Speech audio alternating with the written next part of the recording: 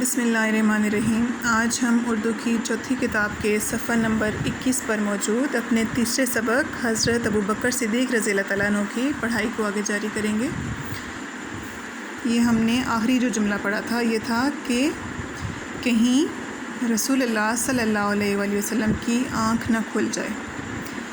یہاں سے آگے ابھی ہم اس کو پڑھیں گے۔ انتہائی تکلیف کے باعث حضرت ابوبکر رضی اللہ تعالیٰ عنہ کی آنکھوں سے آنسو بہنے لگے۔ ہم نے کل پڑھا تھا کہ ان کے پاؤں پر کسی زہریلی چیز نے کاٹ لیا تھا، تو یہاں پہ اسی کا ذکر ہو رہا ہے کہ اس کی شدید تکلیف کے باعث اس کی وجہ سے ان کی آنکھوں سے آنسو جاری ہو گئے۔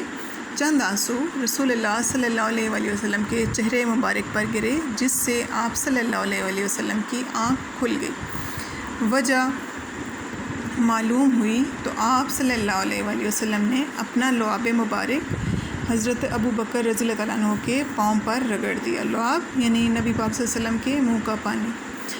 آپ رضی اللہ تعالیٰ عنہ کے پاؤں کی جلن و درد ختم ہو گیا۔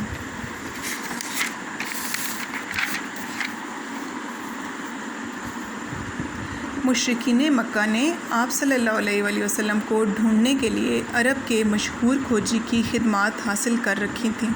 مشرکین مکہ یعنی مکہ کے کفار، اور کھوجی کھوج لگانے والا، تلاش کرنے والا۔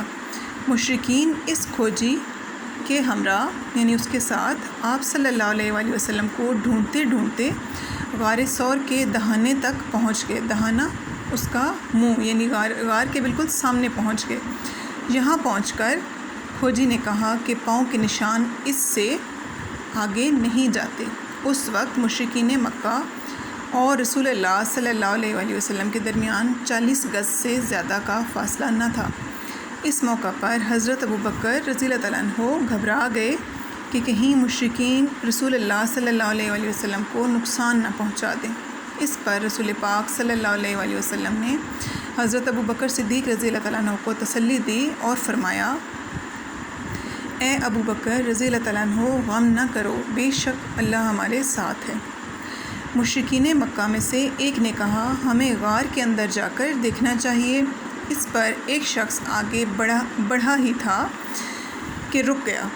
لوگوں نے وجہ پوچھی تو بولا، ادھر آ کر دیکھو، یہاں جنگلی کبوتروں کا ایک جوڑا گھونسلہ بنا کر بیٹھا ہوا ہے۔ اگر کوئی شخص غار کے اندر گیا ہوتا تو یہ اڑ جاتے۔ ایک اور شخص آگے بڑھا ہی تھا کہ دوسرے نے چلا کر کہا، کہاں گھسے جا رہے ہو؟ نظر نہیں آتا کہ غار کے دہانے پر مکڑی کا جالا تنا ہوا ہے؟ اسے توڑے بغیر کوئی اندر کیسے جا سکتا ہے؟ چلو کہیں اور دیکھیں۔ اللہ سبحانہ و تعالیٰ کے ان معجزات نے کافروں کی آنکھوں پر گویا پٹی باندھ دی تھی۔ معجزات وہ چیزیں جو عام انسان نہیں کر سکتا، اور پٹی باندھی جیسے آنکھوں پہ پٹی بندھی ہو تو کوئی چیز نظر نہیں آتی، اسی طرح کافروں کو ان معجزات کی وجہ سے کچھ سمجھ نہ آئی اور کچھ نظر نہیں آیا۔ حضرت ابوبکر صدیق رضی اللہ تعالیٰ عنہ نے اپنی زندگی رسول اللہ اور اسلام کے لیے وقف کر دی تھی، مخصوص کر دی تھی۔ آپ رضی اللہ تعالیٰ عنہ ایک خوشحال تاجر تھے۔ خوشحال یعنی مالدار۔ آپ رضی اللہ تعالیٰ عنہ اپنی دولت اسلام کی راہ میں خرچ کرتے رہے۔ انہوں نے اپنا سب کچھ رسول اللہ صلی اللہ علیہ وآلہ وسلم اور اسلام کے نام پر صرف کر دیا یعنی خرچ کر دیا۔ آج ہم یہاں تک ہی اس کی پڑھائی کریں گے۔ آپ نے بھی اتنی ہی پڑھائی کرنی ہے، اور جو سرخ رنگ میں دیے گئے حروف ہیں ان کی املا تیار کرنی ہے۔